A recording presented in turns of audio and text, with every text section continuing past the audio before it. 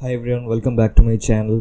आज इस वीडियो बहुत ही इंटरेस्टिंग होने वाला है क्योंकि आज इस वीडियो पे मैं आपके साथ शेयर करूंगा कैसे आप अपनी फुल स्टैक जो भी प्रोजेक्ट आप बना रहे हो उसको कैसे फुल्ली ऑथेंटिकेट कर सकते हो without having doing any code. Okay, क्योंकि मैं इस वीडियो पे जिस टॉपिक के ऊपर बात करूंगा शायद आपको ऑलरेडी पता लग चुका है। यस, मैं की क्लॉक के बारे में बात कर रहा हूं और अभी तक मैंने 2 वीडियो बना के रखा हूं की क्लॉक के बारे में कि की क्लॉक होता क्या है, एक वीडियो, और दूसरे वीडियो की क्लॉक का जो भी क्रूड एपीआई है वो सारे चीज़ें कैसे वर्क करता है उसके सारे रिगार्डिंग मैं इन डेप्थ वीडियो बना के रखा हूँ। अब प्लीज़ आपको अगर नहीं पता तो प्लीज़ जाइए और देखिए उस वीडियो को।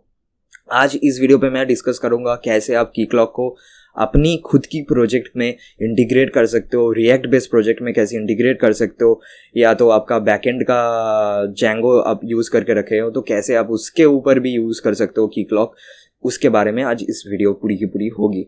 इस वीडियो पे मैं आपको दिखाऊंगा कि कैसे आपका प्रोडक्ट का कंप्लीट ऑथेंटिकेशन आप कर सकते हो, कैसे आपका पूरी की पूरी बैकएंड का जो भी रेस्ट एपीआईज हैं कैसे आप उसको प्रोटेक्ट कर सकते हो, और उसके साथ साथ ये भी सिखाऊंगा कि कैसे रिएक्ट की क्लॉक एसडीके आप अपनी प्रोजेक्ट पे यूज़ कर सकते हो, वो भी आपको इस वीडियो पे दिखाऊंगा। तो चलिए देरी किस बात की, इस वीडियो को यहीं स्टार्ट करते हैं और प्लीज़ इस वीडियो को एंड तक देखिए, अदरवाइज आपको फिर भी डाउट रहेगा या तो कन्फ्यूजन रहेगा या तो समझ में नहीं आएगा कि कैसे ये चीज़ें वर्क करते हैं। तो I recommend you to please watch this video till the end, and end तक आप इसको अगर देखेंगे तो प्लीज़ आप उसके बाद कमेंट करके बताना कि आपको इस वीडियो कैसा लगा। ठीक है, तो चलिए स्टार्ट करते हैं।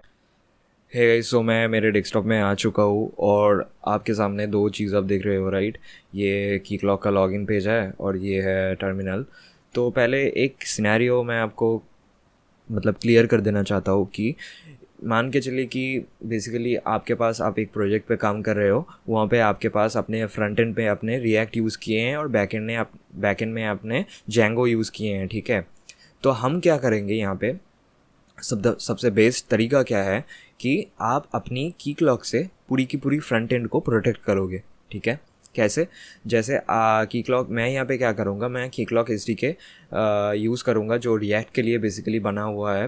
तो उससे यूज़ करके मैं क्या करूँगा कि मैं मेरा यूआई है ना, जो बेसिकली आप जब सर्वर स्टार्ट करते हो, यूआई सर्वर जब स्टार्ट करते हो तो लोकल होस्ट 3000 पे जनरली ऑन मतलब ये चलता है, राइट।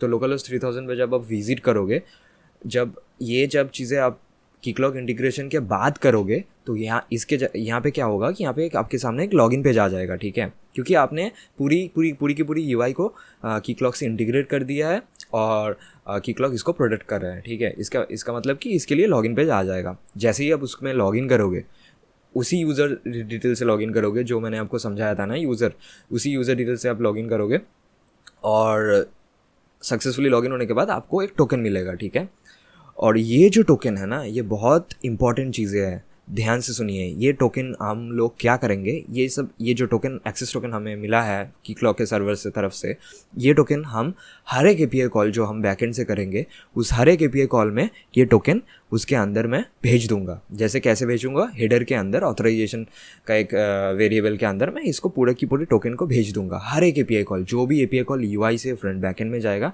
सब एपीआई कॉल में ये टोकन होगा। ठीक है, अब बैकएंड में क्या करूँगा, बैकएंड में मैं इसी टोकन को डिकोड करूँगा। ठीक है, डिकोड कैसे करूँगा वो भी मैं दिखाऊंगा इस वीडियो में।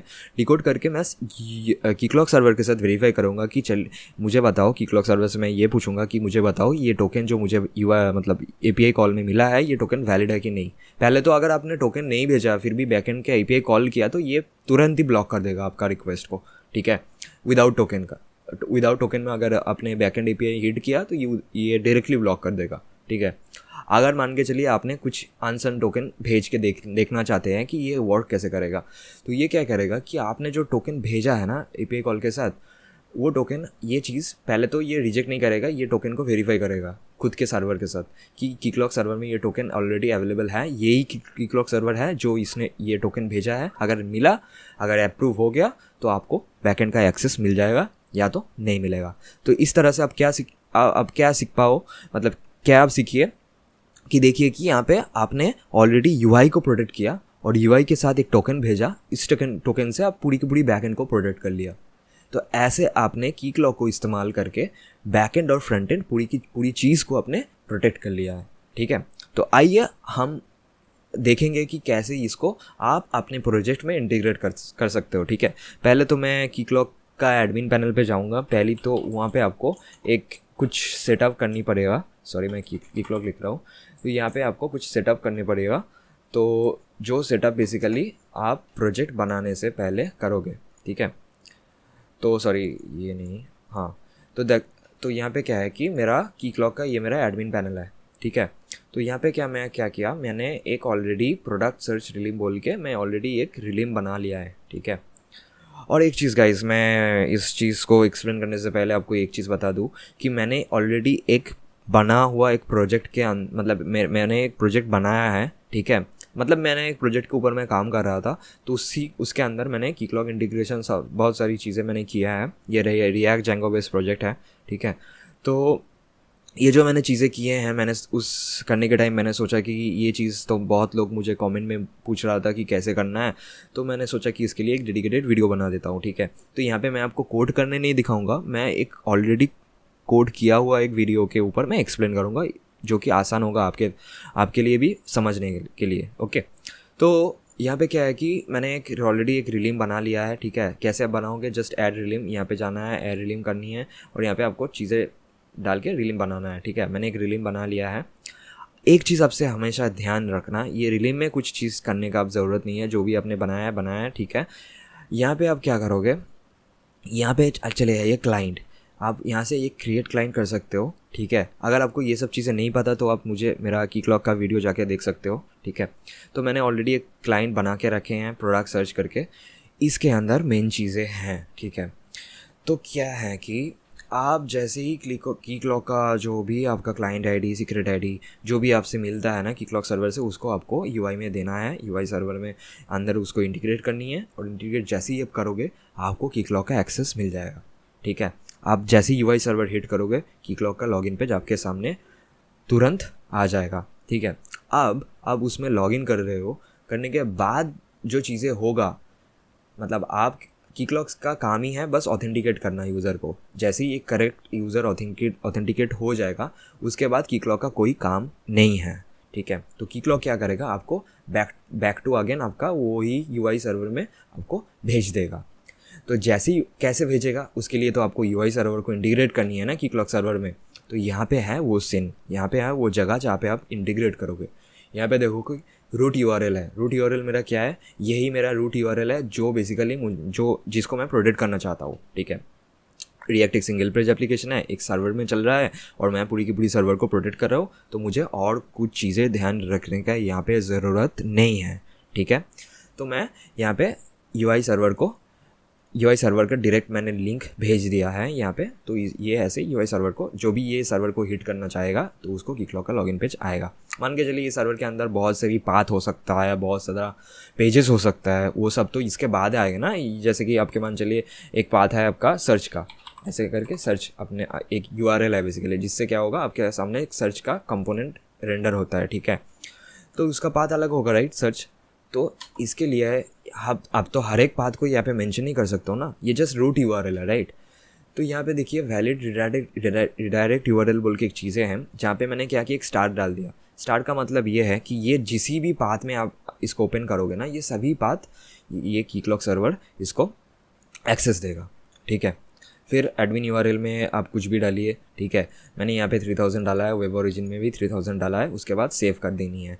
और एक चीज़ हमेशा ध्यान रखना, और एक चीज़ आपको सेटअप करना पड़ेगा यहाँ पे, जो है कि यहाँ पे देखो कि मैंने एक चीज़ें यहाँ पे डायरेक्ट एक्सेस ग्रांट को इनेबल करके रखा है। अगर आपके केस में ये ऑलरेडी इनेबल्ड है तो आपका ध्यान रखने का ज़रूरत नहीं है, अगर नहीं है तो इसको ऑन कर लीजिए। और जो भी सेटिंग आप स्क्रीन में देख रहे हो ना, आपको सेम एज इट इज़ रखनी है आपके सर्वर में। ठीक है, ये कीक्लॉक सर्वर मेरा लोकल में चल रहा है बाय द वे, और मैंने और कुछ नहीं है यहाँ का, कीक्लॉक का बस इतना ही काम है। ठीक है, और यहाँ से आपको क्या क्या चाहिए, कीक्लॉक सर्वर से आपका ये जो रिलीम नेम है इसको चाहिए, क्लाइंट में आ जाइए, क्लाइंट आईडी चाहिए। ठीक है, और आई थिंक बस ये दो ही चीज़ चाहिए। ठीक है, अगर और कुछ भी चाहता है, मतलब लगता है, तो आपको कोड में समझ में आ जाएगा क्या क्या चीज़ें और लग सकता है। ठीक है, तो कीक्लॉक का सेट इंटीग्रेट, मतलब कीक्लॉक इनसाइड में जो आपको करनी है वो सब चीज़ें यहाँ पे ऑलरेडी हम लोग देख चुका है। ठीक है, तो चले आप सीधा जाएंगे यूआई में, कोड यूआई का कोड में, क्योंकि वहाँ पे मेन चीज़ें आपको समझनी पड़ेगी कैसे ये वर्क कर रहा है, ठीक है। तो मैंने यहाँ पे आ गया और आपको पूरा चीज़ क्लोज करता हूँ। ये एक रनिंग प्रोजेक्ट है मेरा खुद का, ठीक है। तो आपको क्या करनी पड़ेगी खुद यूआई में, पहले तो मेन जगह जाते हैं जो है हम लोग का index.js फाइल, ठीक है। यहाँ पे देखो, यहाँ पे कीक्लॉक का जो मैंने आपको बोला ना वीडियो के स्टार्टिंग से पहले कि कीक्लॉक का एक SDK मिलता है हम लोग, वो SDK फ्री ऑफ कॉस्ट है, आप यूज़ कर सकते हो। उसको यूज़ करके आप कीक्लॉक में इंटीग्रेट कर सकते हो, ठीक है। तो देखो ये जो कीक्लॉक SDK है वो है ये, ठीक है। ये नाम आप नोट डाउन कर लेना, ठीक है। ये नाम आप नोट डाउन कर लेना, ये चीज़ आपको इंस्टॉल करनी है, ठीक है। उसके बाद बस यही एक है, और एक कीक्लॉक कन्फिग क्या है वो मैं आगे जाके आपको दिखाऊंगा, ठीक है। पहले ये समझते हैं कि ये है SDK, ठीक है। तो मैंने क्या किया, मैंने आप देखो कि पूरी की पूरी मेरा जो एप्लीकेशन है वो इतना तक है, राइट। ऐप के अंदर सब कुछ है, उसको राउट देने के लिए ब्राउज़र राउटर मैंने यूज़ किया, और पूरी की पूरी चीज़ को मैंने कीक्लॉक प्रोवाइडर से रैप कर दिया है। इसका मतलब ये है कि आप UI में जब भी विज़िट करोगे आपको ये जो अडाप्टर मैंने रैप किए हुए हैं, इसी अडाप्टर को ऊपर से जाना पड़ेगा आपको, आप सीधा ऐप के अंदर जा नहीं सकते, ये समझ लो, ठीक है। अब इसी रिएक्ट प्रोवाइडर तो मैंने डाल दिया है, इसको तो मेरा रिएक्ट कीक्लॉक के सर्वर के साथ कोई मतलब खानदानी कोई मतलब मालूम ही नहीं है ना कि मेरा कीक्लॉक सर्वर क्या है। ये प्रोवाइडर तो एक जस्ट अडाप्टर है, राइट। तो इस अडाप्टर को कन्फिग करना पड़ेगा आपका कीक्लॉक का सर्वर के साथ। कैसे करोगे वो चीज़ हम लोग जानेंगे कीक्लॉक कन्फिग के अंदर, ठीक है। तो आइए चले जाते हैं कीक्लॉक कन्फिग के अंदर। तो जो है मेरा ये फाइल, ठीक है। अब इसमें क्या हो रहा है, सिंपल चीज़, इसमें मैंने कुछ नहीं किया, बस मैंने एक गुड प्रैक्टिस है कि आप हमेशा आपका जो भी मतलब क्रेडेंशियल्स हैं वो चीज़ कोड में ना डायरेक्टली इस्तेमाल ना मत कीजिए, उसको एक अलग से इन्वायरमेंट फाइल में मतलब इनिशियलाइज़ कीजिए, उसके बाद वो इन्वायरमेंट फाइल डायरेक्टली कोड में यूज़ कीजिए, ठीक है। हार्ड कोडेड चीज़ें कोड के अंदर हमेशा मत करना, ये एक गुड प्रैक्टिस है, इंडस्ट्री में ऐसे काम होता है, ठीक है। तो मेरा env फाइल ये है, इसमें मैंने क्या किया देखिए, इसमें मैंने कुछ नहीं किया, बस मेरा जो लोकल कीक्लॉक सर्वर का जो क्रेडेंशियल्स है वो मैंने सब यहाँ पे डाल दिया है।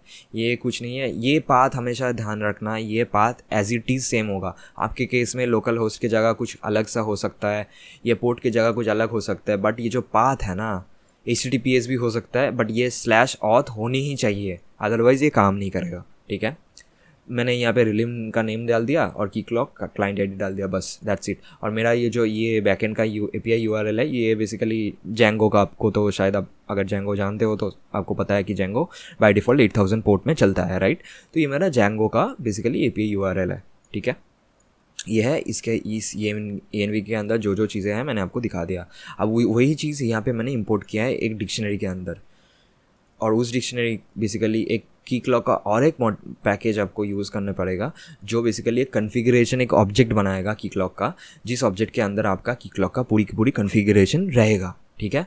और उसी ऑब्जेक्ट को मैं यहाँ पे एक्सपोर्ट कर रहा हूँ, और यही चीज़ मैं यहाँ पे इंपोर्ट कर रहा हूँ, ठीक है। इसके मतलब मेरा जो कीक्लॉक का कॉन्फ़िगरेशन का जो ऑब्जेक्ट मैंने अभी बनाया है वो ऑटोमेटिकली इधर से आ गया। अब समझ रहे हो ये कहाँ से आ रहा है? ये डायरेक्टली मतलब मैंने हार्ड कोडेड नहीं किए, मैंने एक env फाइल बनाया है। अगर मान के चले इन फ्यूचर जब इसको मैं डिप्लॉय करूँगा, प्रोडक्शन में जाएगा, तो मुझे ये कोड के अंदर चेंजेस करने का कोई ज़रूरत नहीं है। मैं सिर्फ और सिर्फ env फाइल को अपडेट करके ये चीज़ पूरी की पूरी वर्किंग में लेके आ सकता हूँ। यही फ़ायदा है env का यूज़ करने का, ठीक है। तो आपको इतना तक समझ में आ गया? बस इतना ही चीज़ें हैं कीक्लॉकिंग इंटीग्रेशन यूआई में, that's it. Yes guys, I am right, that's it, यही इंटीग्रेशन है। अब जो एड ऑन मैं आपको दिखाऊंगा यहाँ पे इस वीडियो में, जेंगो के साथ आप इसको कैसे प्रोटेक्ट कर सकते हो, आपका कीक्लॉक सर्वर को यूज़ करके आप जेंगो को भी कैसे प्रोटेक्ट कर सकते हो। स्टार्टिंग में आपको बताया था ना कि हर एक API कॉल जो यूआई से बैकएंड को जाएगा उसके साथ एक टोकन अटैच्ड रहेगा, राइट। अब चलिए चलते हैं उस टोकन अटैचमेंट में कैसे आप करोगे, राइट। तो मैंने ये जो चीज़ आपने दिखा दिया, चलो डन। यहाँ पे क्या है, यहाँ पे बेसिकली सॉरी गाइस, मैंने स्क्रीन साइज अगर छोटा है तो आई एम एक्सट्रीमली सॉरी, मैंने थोड़ा बड़ा कर लिया है। आई होप कि आपको क्लियरली दिख रहा है कि क्या यहाँ पे है, राइट। मैंने एक चीज़, सॉरी गाइस, मैंने मिस आउट कर दिया है ये चीज़ें, स्क्रीन साइज़ बड़ा करने का जो आइडिया था, ठीक है। तो आइए मैं यहाँ पे सर्विसेज, देखिए मैं अब एक चीज़ देख सकते हो कि ये जो फोल्डर स्ट्रक्चर है ना, ये मैंने एक ऑर्गेनाइज तरीके से किया है। तो ये इंडस्ट्री का भी एक बेस्ट प्रैक्टिस है। आपको स्टार्टिंग में कहा था ना कि मैं आपको इंडस्ट्री का बेस्ट प्रैक्टिस सिखाऊंगा इस वीडियो में, तो आप इसको एज ए रेफरेंस लेके साथ मतलब लेके जा सकते हो। और इसके यहाँ पे मैंने सर्विस के अंदर मैंने एक कॉन्फ़िगरेशन बनाया एपीआई कॉल जो होगा उसका, ठीक है। ये कुछ नहीं है, ये एक एक्सेस इंस्टेंस है।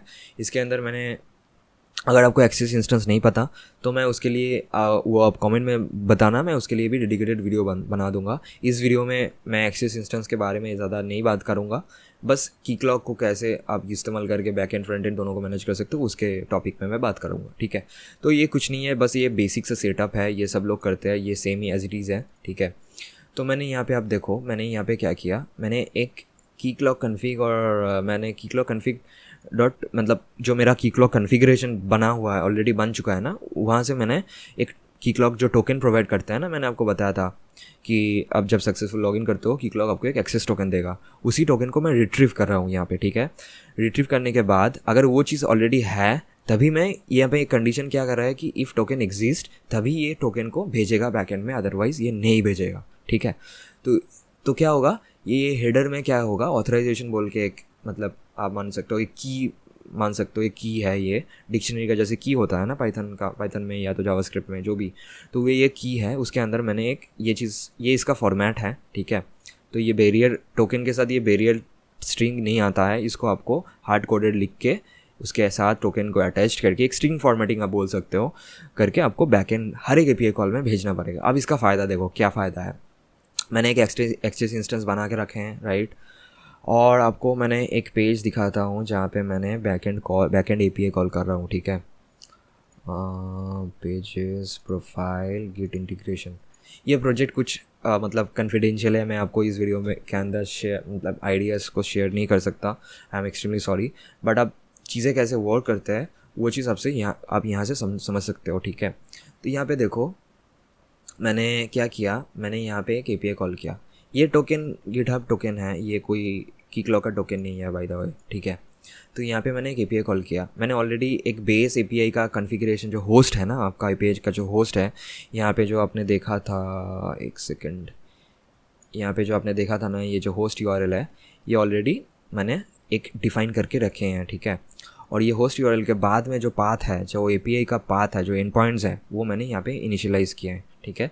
उसके साथ में क्या है, मैंने एक डेटा भेजा है फ्रंट एंड से, और आप देखोगे यहाँ पे मैंने कहीं पे भी टोकन मतलब की क्लॉक टोकन का कुछ भी मैंने इनिशियलाइज़ नहीं किया, क्योंकि मैंने ऑलरेडी एक्सियस इंस्टेंस बना के रखे हैं जो है मेरा यहाँ पे, और यहाँ पे मेरे टोकन ऑलरेडी इंटीग्रेटेड किया हुआ है। तो इसलिए मुझे हर एक एपीआई कॉल में टोकन को इंटीग्रेट करने का ज़रूरत नहीं है, इसका ही फ़ायदा है ये एक्सिस इंस्टेंस, ठीक है। आप देखो कि यहाँ पे मैंने टोकन को वेरीफाई करके रखे हैं और मैंने एपीआई कॉल किया है, और ये जो एपीआई कॉल होगा, इस एपीआई कॉल में हर एक एपीआई कॉल में ये टोकन बैकएंड में जाएगा। अब मैं आपको उसका प्रूफ दिखाता हूँ, पहले तो आपको मैं वर्किंग यूआई दिखाता हूँ, ठीक है। तो मेरा ये यूज़र आईडी पासवर्ड है, और मैं आपको कंफर्म कराने के लिए मैं यहाँ पे जाऊँगा व्यू ऑल यूज़र, आप देख सकते हो मेरा यूज़र नेम, ये है मेरा ईमेल आईडी, ये सब मेरा चीज़ें हैं, और वही सेम यूज़र यहाँ से मैं लॉगिन कर रहा हूँ, ठीक है। ये है मेरा यूआई, ठीक है।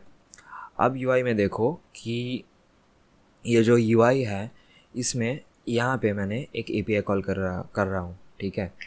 तो एपीआई कॉल करने के लिए मुझे बैकएंड में एक एपीआई कॉल करनी पड़ेगी, राइट।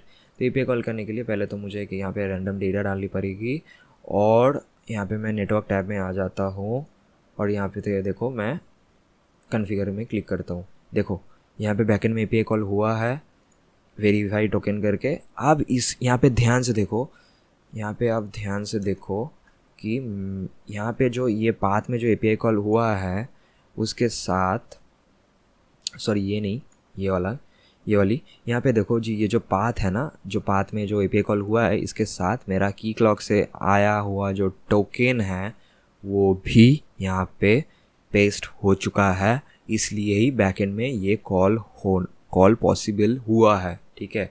अगर मैं आपको दिखाता हूँ एक चीज़, अगर मैं एक काम करूँगा, मैं इसको ये पूरी की पूरी लाइन को कमेंट करूँगा, ठीक है। मैं आपको दिखाता हूँ, अगर मैं यूआई से टोकन नहीं भेजूँगा, ठीक है, मान के चलो कि मैं यूआई से टोकन नहीं भेजूँगा, तो तब बैकएंड क्या करेगा। आपको स्टार्टिंग में बताया था ना कि आप अगर टोकन नहीं भेजोगे तो बैकएंड उसको रिजेक्ट करेगा। अब देखो, हियर इट इज़, मैंने जैसे ही टोकन को रिमूव कर दिया है, अब देखो बैकएंड में 403 फॉरबिडन आ रहा है।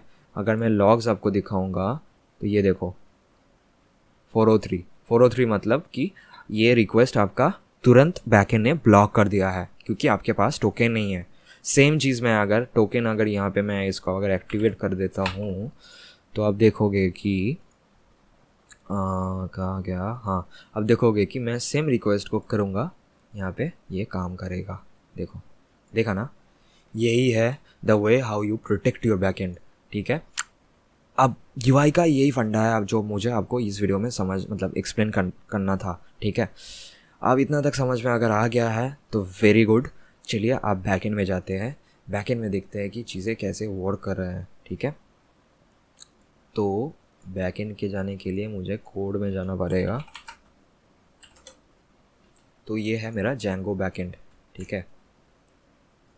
अब यहाँ पे देखो कि क्या हो रहा है कि मैंने पहले तो पूरी की पूरी पेजेस को काटता हूँ, क्लोज करता हूँ। हाँ, मैंने एक मेन जो मेरा ऐप है वो है ये वाली ऐप, ठीक है। और यहाँ पे सेटिंग है, ठीक है। तो सेटिंग के अंदर कुछ नहीं है, बस सिंपल जो जैंगो का सेटिंग होता है वो चीज़ है। और ये है मेरा URLs। और ये पहले तो ये ऐप के अंदर मैं दिखाता हूँ जहाँ पे मेन चीज़ें होता है, ठीक है। तो यार आप यहाँ पे देख सकते हो कि मैंने एक सर्विस फाइल खुद का सर्विस फाइल क्रिएट किया है जो कि है ऑथेंटिकेशन अंडर को सर्विस बेसिकली, ठीक है। तो ये इसके अंदर मैंने एक फ़ाइल बना हुआ है जो बेसिकली एक डेकोरेटर है। अगर पाइथन आपको बेसिक पाइथन आता है तो आपको ये भी पता है कि डेकोरेटर क्या है। तो जो बेसिकली एक डेकोरेटर है जो मैंने यहाँ पे क्रिएट किया हुआ है, ताकि हर एक API जो मैंने यहाँ पे बनाऊँगा, जैसे कि ये एक API है, ठीक है, और इसको मैंने डेकोरेटर से रैप कर चुका हूँ। जैसे कि ये डेकोरेटर जैसे ही मैंने रैप कर दिया है ना, तो इस API को जैसे ही कोई हिट करेगा तो ये टोकन वेरिफिकेशन होगा पहले, ठीक है। अब देखो टोकन वेरिफिकेशन के अंदर ये जो फंक्शन है ना, इस फंक्शन के अंदर मैंने और एक फंक्शन, ये तो एक फंक्शन नहीं है फर्स्ट ऑफ ऑल, फंक्शन है, बट ये हम लोग इसको बोलेंगे कि डेकोरेटर, ठीक है। इस डेकोरेटर के अंदर क्या है, एक क्लास है जो मैंने यहाँ पे बनाया है। आइए इस क्लास को जानते हैं कि ये क्या है। बेसिकली टोकन ऑथेंटिकेशन मैंने एक क्लास बनाया है। इसके अंदर मैंने एज अ डिफ़ॉल्ट मैं क्या कर रहा हूँ, इसके अंदर मैंने as a default access token को ले रहा हूँ। ये मेरा इनिशियलाइज़ किया है, मैंने एक इंस्ट्रक्टर इनिशियलाइज़ किया है, मैंने एक इंस्टेंस इनिशियलाइज़ किया है जो बेसिकली बाय डिफ़ॉल्ट टोकन को एज ए इनपुट लेगा, ठीक है। उसके बाद यहाँ पे आप देख सकते हो कि गेट की क्लॉक पब्लिक की, ये क्या है, ठीक है। ये एक फंक्शन है जो बेसिकली आपका की क्लॉक का सर्वर से की क्लॉक का जो पब्लिक की है उसको ये एक्सट्रैक्ट करेगा। इसको क्यों चाहिए मैं आपको एक्सप्लेन करूँगा बाद में। तो पहले आप इतना तक समझिए कि ये चीज़ बस एक ही काम करता है, की क्लॉक का सर्वर से आपका लोकल की क्लॉक का सर्वर से ये पब्लिक की एक्सट्रैक्ट करेगा, दैट्स इट, ठीक है। अब इसका फंक्शन के अंदर देखते हैं कि क्या हो रहा है। सिंपल चीज़, आपका ये जो पाथ है, ये पाथ आप देख रहे हो ना, ये सब चीज़ें सही से आपको इम्प्लीमेंट करनी है, अदरवाइज़ ये वर्क नहीं करेगा, ठीक है। यहाँ पे request.get की क्लॉक URL मेरा क्या है, ये चीज़ है। यहाँ पे क्या कर रहा हूँ मैं, रेस्पॉन्स, ये चीज़ को हिट करके इसका रेस्पॉन्स ले रहा हूँ। बेसिकली ये चीज़ को जैसे ही आप हिट करोगे ना, आपको बेसिकली की मिल जाएगा। आप देखोगे, मैं आपको दिखाता हूँ। जैसे मैं यहाँ पे आके इसको हिट करूँगा, देखो कि ये मुझे पब्लिक की मिल गया, ठीक है। तो ऐसे ही मैं पब्लिक की को यहाँ पे स्टोर कर रहा हूँ, उसको फॉर्मेट कर रहा हूँ, ठीक है। ये फॉर्मेट का जो चीज़ें आप देख रहे हो ना, ये भी आपके केस में सेम होनी चाहिए, ठीक है। फिर उसके बाद फॉर्मेटेड पब्लिक की को मैं भेज रहा हूँ जो कि मेरा ये है, ठीक है। और उसको मैं एक वेरिएबल के अंदर स्टोर कर रहा हूँ पब्लिक की, ठीक है। अब देखो, अब ये जो मेथड है, ये एग्जैक्टली जो मेथड है, इस मेथड के अंदर मेन चीज़ हो रहा है, जो हम लोगों का टोकन का जो वैलिडेशन होगा ना, वो चीज़ यहाँ पे होगा। तो की क्लॉक का आप मेरा पुराना वाला वीडियो देख चुका हो तो आपको पता है कि की क्लॉक जैसे ही टोकन को डिकोड करेगा, उसके लिए की क्लॉक को आपकी सर्वर में जो की क्लॉक है उसका पब्लिक की चाहिए। उसके विदाउट द पब्लिक की आप की क्लॉक का एक्सेस टोकन को डिकोड नहीं कर पाओगे, ठीक है। तो इसके लिए मुझे पब्लिक की चाहिए था। मैंने यहाँ से पब्लिक की एक्सट्रैक्ट किया, यहाँ पे मैंने पब्लिक की स्टोर किया, फिर मैंने पब्लिक की को इनकोड किया ASCII में, फिर मैंने JWT.decode करके इसी टोकन और पब्लिक की को, एक्सेस टोकन को और पब्लिक की को मैंने डाल के मैं देख रहा हूँ कि ये टोकन डेटा डिकोड हो रहा है कि नहीं, मतलब कि टोकन मेरा डिकोड हो रहा है कि नहीं। अगर ट्रू है तो ये ट्रू एज अ रिटर्न करेगा, मतलब अगर ये काम किया तो एज अ ट्रू रिटर्न करेगा, या अदरवाइज ये फॉल्स रिटर्न करेगा। ठीक है, तो ऐसे ही मैं यहाँ पे ट्रू फॉल्स भेज रहा हूँ। और आपको अगर UI में देखनी है ये चीज़ें, आप यहाँ पे देखोगे कि यहाँ पे मुझे पूरी की पूरी वेरीफाइड टोकन के अंदर जो मुझे डेटा मिलनी चाहिए बैकएंड से, ये तो एक API का डेटा है, ये तो छोड़ो। यहाँ पे देखो कि वैलिड में ट्रू आ रहा है, मतलब कि यहाँ पे पेलोड में आते हैं, यहाँ पे मैंने पेलोड के अंदर देखो एक टोकन भेजा है और हेडर्स के अंदर ये टोकन भेजा है। ठीक है, और ये जो टोकन है ये कीक्लॉक का सर्वर से आपको मिलता है। आपको पता है ना अभी कि आपको कीक्लॉक का सर्वर से क्या मिलता है, ये देखो ये एक्सेस टोकन मिलेगा आपको कीक्लॉक का सर्वर से। ठीक है, ये एक्सेस टोकन आपको मिलेगा। ठीक है, ये एक्सेस टोकन सिवाय एक ही पब्लिक की से ये डिकोड हो सकता है, जो पब्लिक की आपने अभी देखा। ठीक है, तो ऐसे आप बैकएंड के हर एक API कॉल में, मान के चलिए इन फ्यूचर में एक API बनाया जैसे डिफाइन टेस्ट। ठीक है, और इसके अंदर रिटर्न मैं करूँगा हेलो।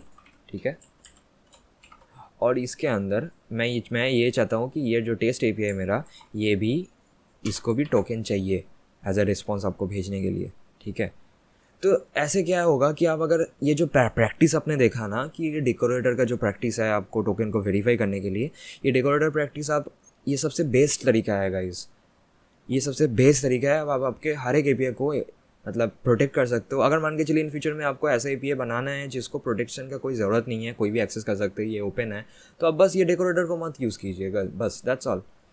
या आप इस रिकॉर्डर को मत यूज़ कीजिएगा, तो ये चीज़, इसको टोकन नहीं चाहिएगा, इसको टोकन नहीं लगेगा, ये काम कर जाएगा। तो ऐसे आप हर एक चीज़ को कॉन्फ़िगरेबल बना सकते हो। ठीक है, हर एक चीज़ को आप ऐसे कॉन्फ़िगरेबल बना सकते हो।